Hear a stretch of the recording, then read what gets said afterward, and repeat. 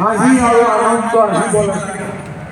এইবাৰ কংগ্ৰেছে মোক নকয় যে এই 1 লাখ মিছাই কৈছে, কাৰণ আমি প্ৰমাণ কৰিলো যে ৰাইজৰ আশীৰ্বাদ থাকিলে আমি অসম্ভৱকো সম্ভৱ কৰিব পাৰো, আমি অসম্ভৱকো সম্ভৱ কৰিব পাৰো। লোকসভা নিৰ্বাচনৰ আগত আমি লাখপতি বাইদেউৰ ফৰ্ম দিছিলো। বিৰোধীয়ে কি কৈছিল যে হিমন্ত বিশ্ব শৰ্মাই মহিলাসকলক ঠগাব। তেওঁলোকে কৈছিল যে 10,000 টকা 40 লাখ মহিলাক 4,000 কোটি টকা দিব। চৰকাৰে ক'ত টকা পাব? চৰকাৰটো ভাৰত ফুট গৈ আছে, আপোনালোকক ক'ৰ পৰা 10,000 টকা দিব? কিন্তু আমি আকৌ এবাৰ প্ৰমাণ কৰিলো যে যদি কাৰোবাৰ ইচ্ছা থাকে আই মাতৃসকলক অন্তৰৰ পৰা ভাল পায়, অসম্ভৱ সম্ভৱ হ'ব পাৰে। আৰু আজি আমি সকলো আই মাতৃ 40 লাখ অসমৰ আই মাতৃৰ হাতত আমি 10,000 টকাকৈ তুলি দিম। যেতিয়া মই উচ্চবিতা অভিযানৰ পুঁজি বিতৰণ কৰিবলৈ ঢকুৱাখানালৈ আহিছিলো, আই মাতৃসকলৰ উৎসাহ আৰু উদ্দীপনা দেখি মই নিজে আচৰিত হৈছিলো। আৰু তেওঁলোকৰ তৃপ্তিৰে ভৰা মুখ দেখি মই নিজকে অলপ হ'লেও গৌৰৱ অনুভৱ কৰিছিলো। আজি আই মাতৃসকলক মই আকৌ এবাৰ প্ৰতিশ্ৰুতি দিব খুজিছো, এইবাৰ আমি 10,000 টকা নহয়, এইবাৰ আমি 25,000 টকাকৈ আই মাতৃসকলক লাগিব নে নালাগে? লাগিব। বিশ্বাস আছে নে নাই? মোৰ ওপৰত বিশ্বাস আছে নে নাই? আছে। 10,000 কোনে পাইছিলে? 10,000 লগত 9,000 কোনে পাইছিলে?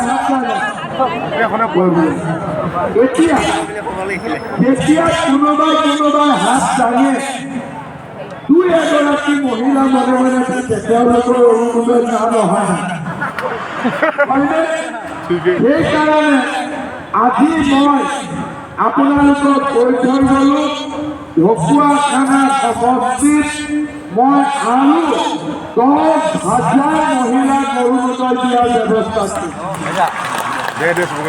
এতিয়া আৰু কোনেও দুখ নাপাব। 10,000 মহিলা নৱদলে য'তেই ইলেকশ্যন কেম্পেইনত যায়, অৰুণোদয় নোপোৱা মহিলাসকলে এখন এপ্লিকেশ্যন দি ইলেকশ্যনৰ পিছত মই এপ্লিকেশ্যনবিলাক লৈ ল'ম আৰু ঢকুৱাখানা সমষ্টিৰ কাৰণে 10,000 নতুনকৈ অৰুণোদয় দিয়াৰ ব্যৱস্থা। ভাল হ'ব নে বেয়া হ'ব? 25,000 পাব, অৰুণোদয়ো পাব। আৰু যাৰ ঘৰত ৰেচন কাৰ্ডখন অলপ ডাঙৰ হৈ আছে, ৰেচন কাৰ্ডখন 2 টুকুৰ কৰি দিম, যাতে আৰু অৰুণোদয় পাব।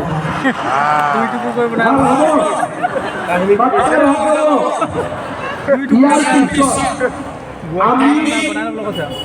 আমি ইলেকশ্যনৰ সময়ত ৰাইজক কৈছিলো যে মহিলাসকলক মাইক্ৰ' ফাইনেন্স লোনৰ পৰা ৰেহাই দি ল'ৰা ছোৱালীক আমি পঢ়া শুনাৰ ক্ষেত্ৰত সহায় কৰো। আজি নিযুত মহিলা, নিযুত বাবু আঁচনিয়ে আমাৰ পিতৃ মাতৃক বহু সকাহ দিছে। কিন্তু এতিয়া মোৰ ওচৰত ল'ৰা ছোৱালী আহে যে বাবা BEdৰ ফিজ বেছি। কোনোবাই কয় আমি দিল্লীত যাব খুজিছিলো, টকাৰ কাৰণে যাব নোৱাৰিলো। কোনোবাই কয় আমি ইঞ্জিনিয়াৰিং মেডিকেল পঢ়িব খোজো, কিন্তু টিউচন ল'ব নোৱাৰাৰ বাবে আমি ফিজ নাপাওঁ। আজি মই আপোনালোকক কথা দি কৈছো যে এতিয়াৰে পৰা ল'ৰা ছোৱালী পঢ়োৱা দায়িত্ব দেউতাক তাকে ল'ব নালাগে, মামাই ল'ৰা ছোৱালীক পঢ়োৱাব। তেওঁলোকৰ পুৰা খৰচ, সম্পূৰ্ণ খৰচ পেনৰ পৰা কাগজলৈ, পেনৰ পৰা কাগজলৈ, হোষ্টেলৰ খৰচৰ পৰা কলেজৰ ফিজলৈ সম্পূৰ্ণ দায়িত্ব আমি ল'ম, ৰাজ্য চৰকাৰে ল'ব। আপোনালোকে চিন্তা কৰিব নালাগে। শ্ৰদ্ধাৰ আইমাতৃসকল, আমি আপোনালোকক বিনামূলীয়াকৈ চাউল দিছিলোঁ, কম দামত দালি, নিমখ আৰু চেনি দিছিলোঁ।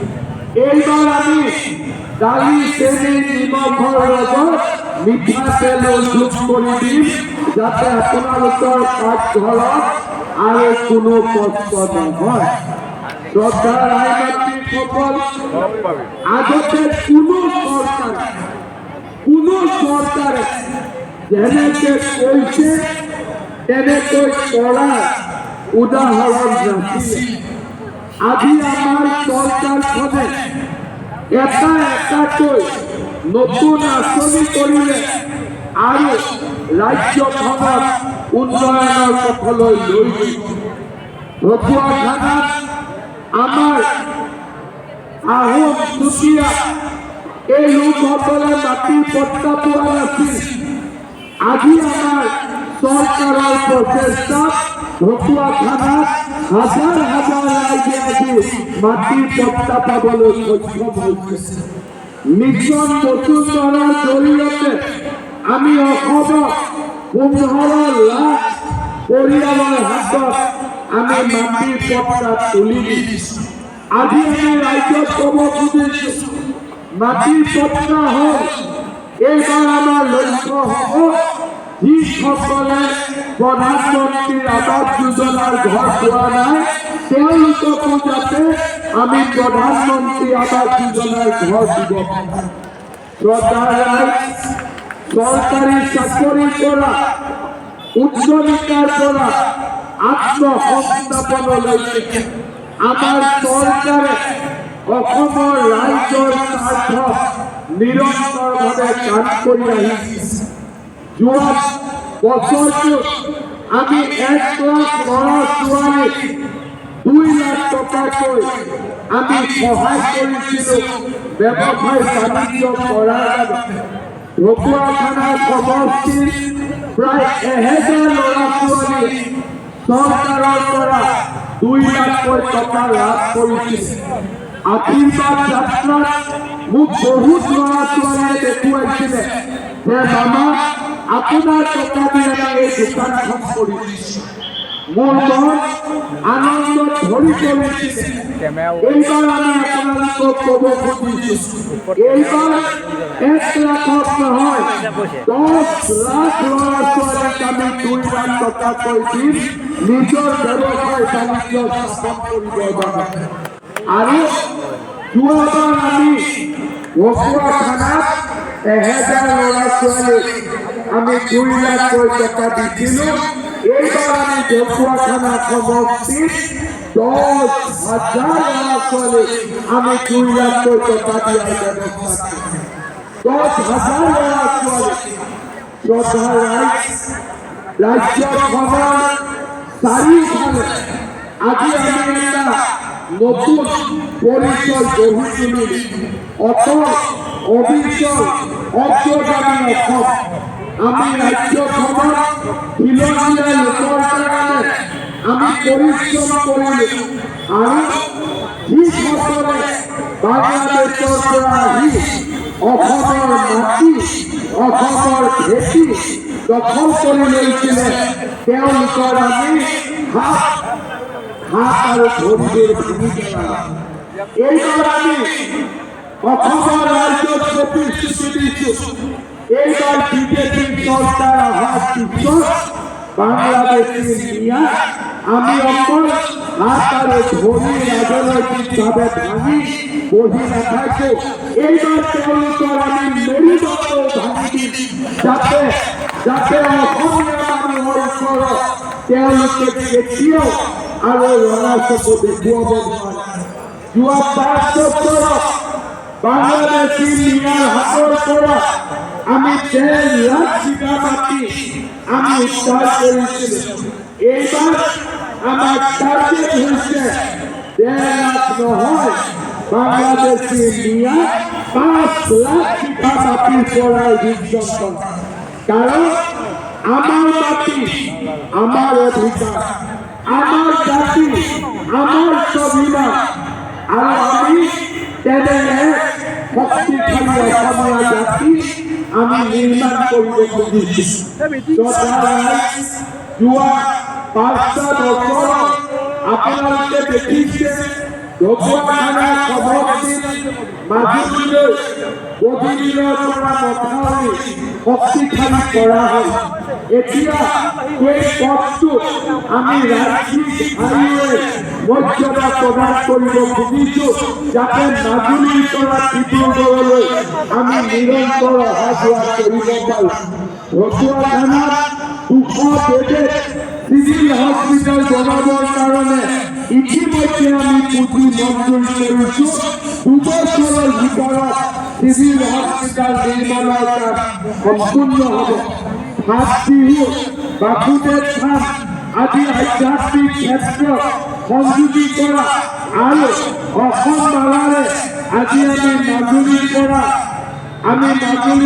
ঢকুৱাখানাত সংযোজিত কৰিবলৈ আমি সক্ষম হৈছোঁ। আজি আমি ঢকুৱাখানাত 6খন জিলাৰ এক কেন্দ্ৰবিন্দু হিচাপে নিৰ্মাণ কৰি তুলিছোঁ।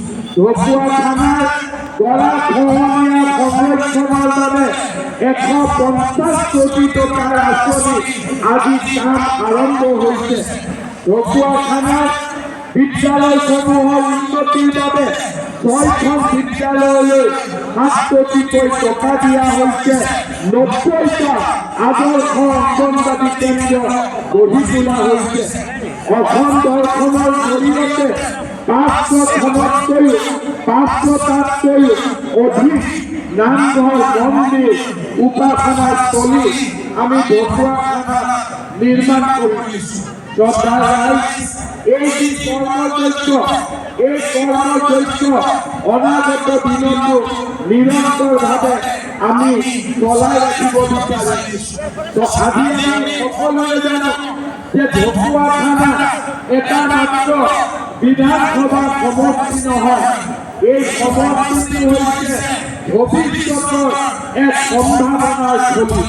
ঢকুৱাখানাত পৰিশ্ৰম কৰা জনসংখ্যা আছে, মাটি আছে, পানী আছে, আৰু এই ঢকুৱাখানাত যদি আমি উন্নত পৰিকল্পনা কৰিব পাৰোঁ, আধুনিক কৃষি পদ্ধতিৰে ইয়াত যদি আমি কাম কৰিব পাৰোঁ, কোল্ড ষ্টৰেজ গুদাম গঢ়ি তুলিব পাৰোঁ, বীজ উৎপাদনৰ ব্যৱস্থা কৰিব পাৰোঁ, এই ঢকুৱাখানা এক শস্য শ্যামলা ভূমিলৈ ৰূপান্তৰ হ'ব। পাট, মুগা, হেণ্ডলুমৰ উন্নয়ন সকলো দিশতে আমি কাম কৰি ঢকুৱাখানাক আমি আগবঢ়াই লৈ যাব পাৰোঁ। মই আপোনালোকক প্ৰতিশ্ৰুতি দিছোঁ যে উন্নত আঁচনিৰ জৰিয়তে ঢকুৱাখানাৰ কৃষি, ঢকুৱাখানাৰ মীন আৰু ঢকুৱাখানাৰ মুগা শিল্পক আমি বিশ্বমানলৈ আগুৱাই লৈ যাম। ঢকুৱাখানাক আমি এটা নিজৰ পৰিচয় দিম। আমাৰ দীৰ্ঘম্যাদী ব্যৱস্থা যে ঢকুৱাখানাত বান নিয়ন্ত্ৰণৰ আৰু সফল ব্যৱস্থা হ'ব লাগে। কৃষি, টেকেলি ফুটা ৰাস্তা আমি ৰাজ্যিক পথলৈ উন্নত কৰিব লাগে, আৰু ঢকুৱাখানাত আমি নতুন শিক্ষানুষ্ঠান আনি ঢকুৱাখানাৰ শৈক্ষিক এক পটভূমি আমি নিৰ্মাণ কৰিব লাগে।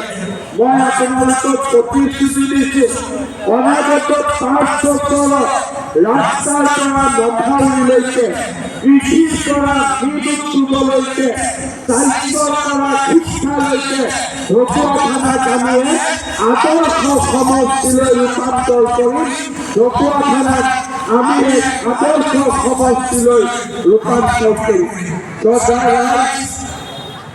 কংগ্ৰেছৰ কথা মই একোৱে ক'ব খোজা নাই। কংগ্ৰেছে আমাক সূতা আৰু কম্বলত ধৰি ৰাখিব খুজিছে। কংগ্ৰেছে আমাক আঁঠুৱা আৰু ধুতি লুঙি ধৰি ৰাখিব খুজিছে। আজি আমি স্বাধীন হ'লো। কংগ্ৰেছৰ লুঙি ধুতিৰ ৰাজনীতিৰ পৰা আজি আমি মুকলি হ'লো। কংগ্ৰেছৰ সূতা কম্বলৰ ৰাজনীতিৰ পৰা আমি মুকলি হ'লো। এতিয়া আমি ঢকুৱাখানাত অসমৰ ভিতৰতে এক জাতুকচিলিকা সমষ্টিলৈ ৰূপান্তৰ কৰিব লাগিব আৰু সেই দিশত আমি কাম কৰিব লাগিব।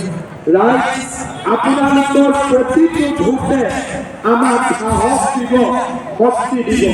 মই বিশ্বাস কৰোঁ যে আমি যদি সকলোৱে মাৰ বান্ধো, সকলোৱে যদি পথ লওঁ, এইবাৰ আমি নৱদলে 50,000তকৈ বেছি ভোট জিকাব।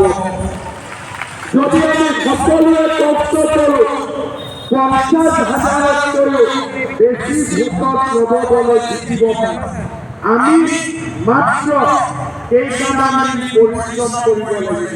9 তাৰিখলৈকে আপোনালোকে পৰিশ্ৰম কৰিব আৰু 9 তাৰিখৰ পিছত পুৰা 5 বছৰ আমি আপোনালোকৰ কাৰণে পৰিশ্ৰম কৰিম। হ'ব? এইকেইটাদিন কষ্ট কৰিব। নৱদলে 50,000তকৈ বেছি ভোটত জিকাব। পাক্কা জিকাব।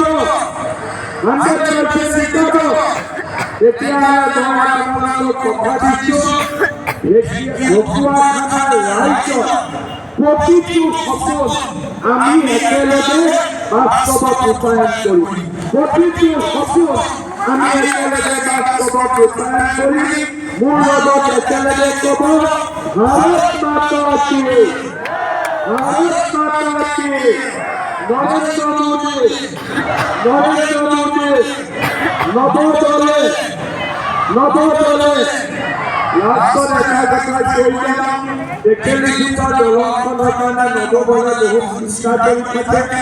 মই চেষ্টা কৰিছোঁ ডাক্তৰ ডাঙৰীয়া যাতে এবাৰ ঢকুৱাখানালৈ আহে